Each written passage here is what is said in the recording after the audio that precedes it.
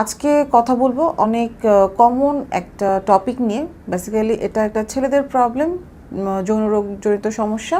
এটা হচ্ছে দ্রুত বীর্যপাতের সমস্যা অথবা প্রি ম্যাচিউর ইজাকুলেশন নামে আমরা যেটাকে ইন্ট্রোডিউস করি।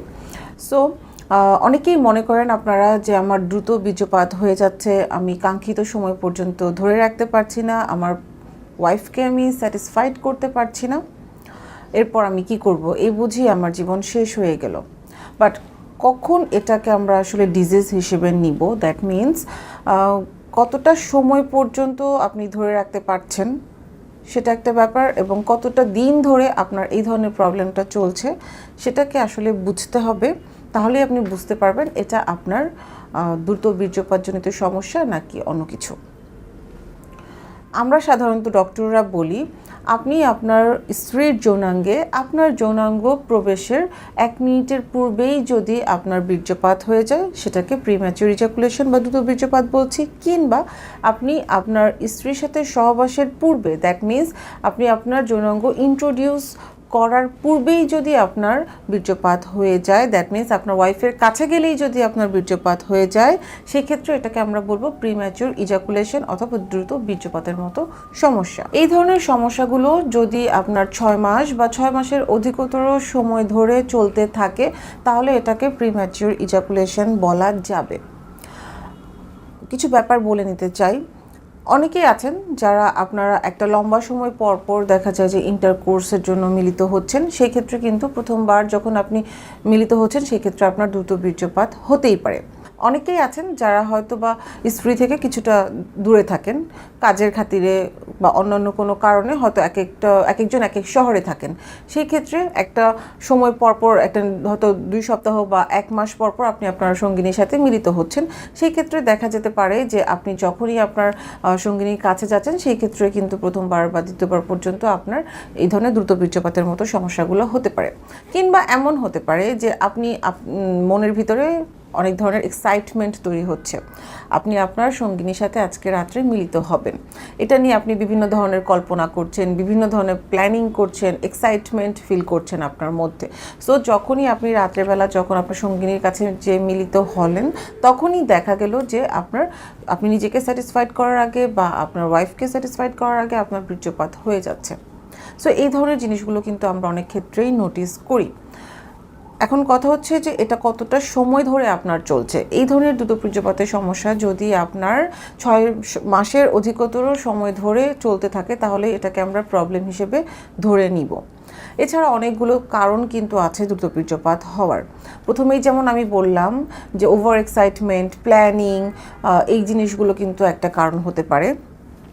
দ্বিতীয়ত হচ্ছে যেটা যে যদি আপনার শরীরে লম্বা সময় ধরে কোনো ধরনের ডিজিজ থাকে, দ্যাট মিন্স আপনার কিডনি রোগের সমস্যা, লিভারের সমস্যা, হার্টের সমস্যা, কিংবা আপনার হাইপার টেনশন বা ডায়াবেটিসের মতো সমস্যা যদি লম্বা সময় ধরে থেকে থাকে, আপনি মেডিসিন নিচ্ছেন, সেক্ষেত্রে এই ডিজিজগুলো ইটসেলফ যেমন একটা প্রবলেম হিসেবে কাজ করে, আবার আপনি বিভিন্ন ধরনের মেডিসিন খাচ্ছেন, সেগুলোও কিন্তু একটা সাইড ইফেক্ট হিসেবে আপনার বীর্যপাত দ্রুত হতে পারে।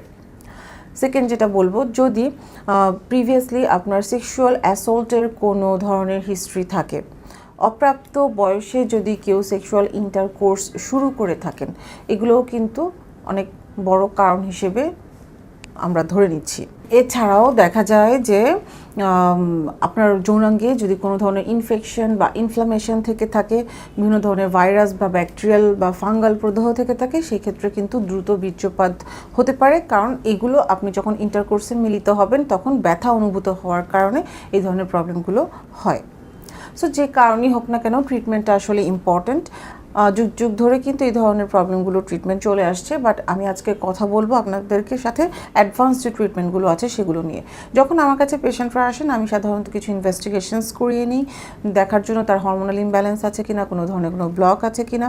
এরপর তার ভাইটালসগুলো আমরা দেখার পর যেটা করতে হয় সেটা হচ্ছে যে আমরা সাধারণত পেশেন্টকে কাউন্সিলিং করি প্রিম্যাচিউর ইজাকুলেশনের জন্য, এবং আমরা কিছুটা ফুড সাপ্লিমেন্ট পেশেন্টকে দিয়ে থাকি, কারণ যদি এনার্জি না থাকে এই ধরনের প্রবলেমগুলো কিন্তু অনেক ক্ষেত্রেই আমরা দেখি। এবং অ্যাডভান্স যে ট্রিটমেন্টটা আপনার এই প্রিম্যাচিউর ইজাকুলেশনের জন্য সেটা হচ্ছে যে আপনার পিআরপি থেরাপি বা আমরা পি শট বলে থাকি এটাকে। এক্ষেত্রে আমরা পেশেন্টের ব্লাড কালেকশন করার পর এটাকে সেন্ট্রিফিউজ করে হোয়াইট ব্লাডটা এবং রেড ব্লাডটা আলাদা করে নিচ্ছি, এবং এই যে হোয়াইট ব্লাডটা, এই হোয়াইট ব্লাডের মধ্যে প্রচুর পরিমাণে প্লেটলেট থাকে। এই প্লেটলেটের মধ্যে থাকে হচ্ছে আপনার গ্রোথ ফ্যাক্টর এবং সাইটোকাইন, যা আমরা পেশেন্টের পেনিস বা যৌনাঙ্গের মধ্যে ইনজেক্ট করি, যার কারণে তার মাসলটা স্ট্রং হবে এবং বিভিন্নভাবেই তার যৌনাঙ্গটাকে ইমপ্রুভ করবে এবং এই প্রিম্যাচিউর ইজাকুলেশনের মতো প্রবলেমটাকে সলভ করবে। তাছাড়া প্রয়োজন অনুযায়ী আমরা শক ওয়েভ থেরাপিও পেশেন্টকে দিচ্ছি। প্রিম্যাচিউর ইজাকুলেশনের জন্য আরেকটা ইম্পর্টেন্ট ব্যাপার হচ্ছে কিছু এক্সারসাইজ।